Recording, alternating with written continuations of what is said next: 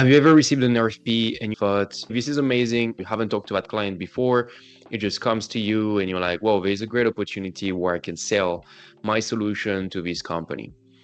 The truth is, most RFPs are actually a trap. In this video, I will explain why they're a trap, what to do about it, and how to navigate RFPs so you can close more of them or disqualify them at the start of the process so you don't waste 30 hours of work and precious resources to answer them. So, why do companies do RFPs in the first place? In my experience, companies issue RFPs, which stands for request for proposal, because they are trying to benchmark different providers and get a sense of who's the best provider to contract with. Usually, this process is done to have a fair process and to not act based on a single person preference. They are looking to favor the best solution and not the solution that's preferred by a few who are influencing any decision. The way they do it is they usually request 2 to 3 options to be shortlisted and reach out to anywhere between 15 providers to go through demos before they shortlist the right providers.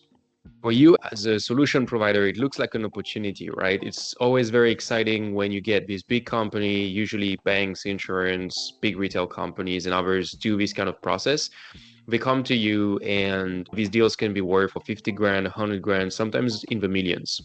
The problem is, more often than not, it has your competitor's name written all over it. The way to discover it is that basically the agenda that they have written, the functional and technical criteria that they have shortlisted, which they send you in a business requirement document or in an Excel, they're usually tied to providers and or people they have talked to in the past.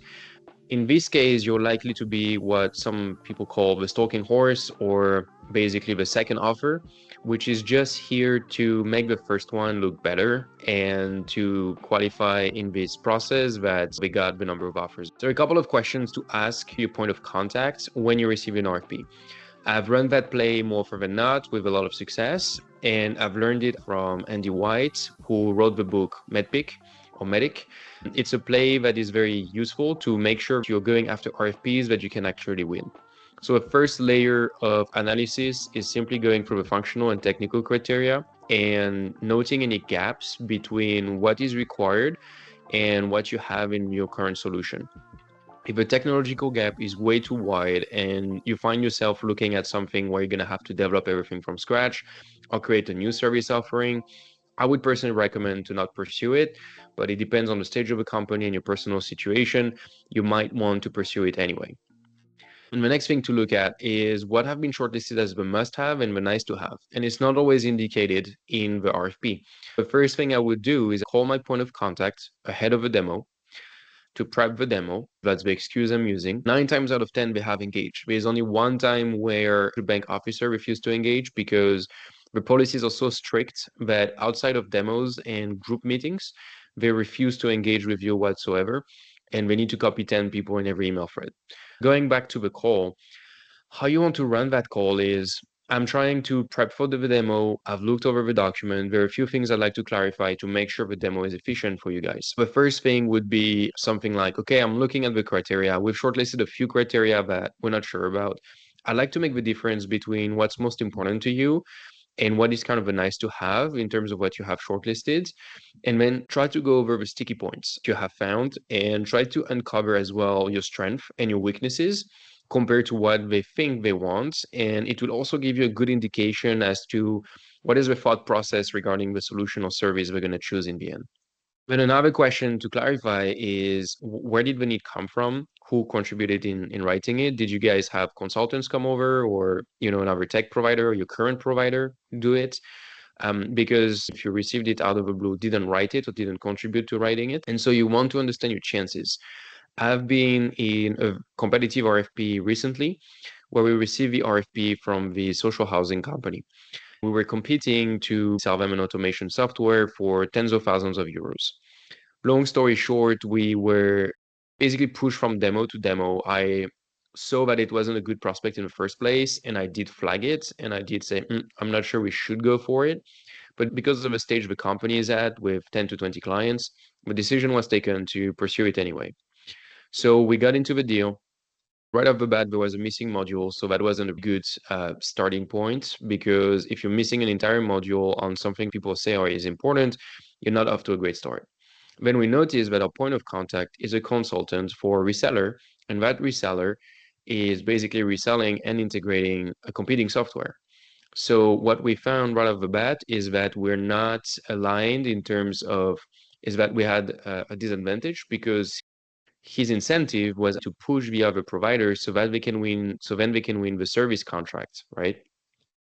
So what we tried to do is to get a partnership going with this consulting company in the meantime, because we knew that if we were as well a partner, then it would kind of move in our favor. Unfortunately, we didn't manage to do that. We were just pushed from demo to demo. That's going to probably sound familiar to some of you that have gone through RFPs. The client was saying, this is missing, that is missing, and we were promising to develop it. The point of contact was throwing questions and shade on our software, trying to sabotage us. And in hindsight, we should have just turned down the opportunity altogether, because it took a lot of resources and time off our plates to go into a losing process. The way that RFP was written, what we learned after is that our competitor wrote it with a consultant. All of the terms and functionalities were tilted toward our competitor. Another more positive story is when I was involved with a bank around a data protection project. And that bank basically needed 3 offers to validate the purchase. We had gone through the entire process of selling the software, but we ended up in a competitive process where they said we need 3 offers. So what happened is my contacts didn't really know the software like I did. My key contact said, I don't really have time to take care of it. Could you draft something? I ended up writing the RFP from A to Z for them. And I ended up as well insisting on what is key to achieving their outcome. You want to focus on 1 or 2 or 3 unique selling points that are unique to your service or software.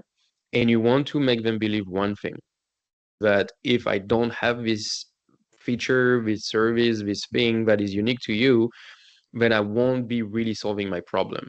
You want them to believe you're the best and only option on the market by influencing the decision in the direction that is advantageous to you. So what I ended up doing is I wrote 3 RFPs.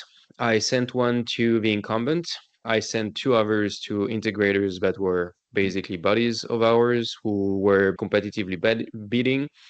I gave them all the same offer. I gave them all the same terms. And the smart salesperson at the incumbent asked me who else is involved in that process.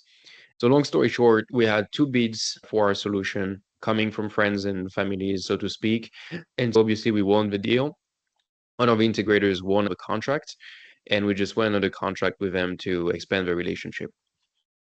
So I hope this video has been useful. Don't just receive an RFP and take it at face value. Try to understand the context of it. Try to understand, where does it come from? How was it written? Who wrote it? What is most important to them? Where does the need come from? Who owns the need? Try to understand this entire context before you even say yes, before you even go further than one demo. It's going to save you tons of time and money and internal resources. I've been in 5 or 6 processes that were just a huge waste of time, with questionnaires averaging 100 plus questions. It always takes hours. It's always exhausting to go through it. The team hates it. You hate it. So make sure you qualify the ones you really want to go after and disqualify the ones you shouldn't go after.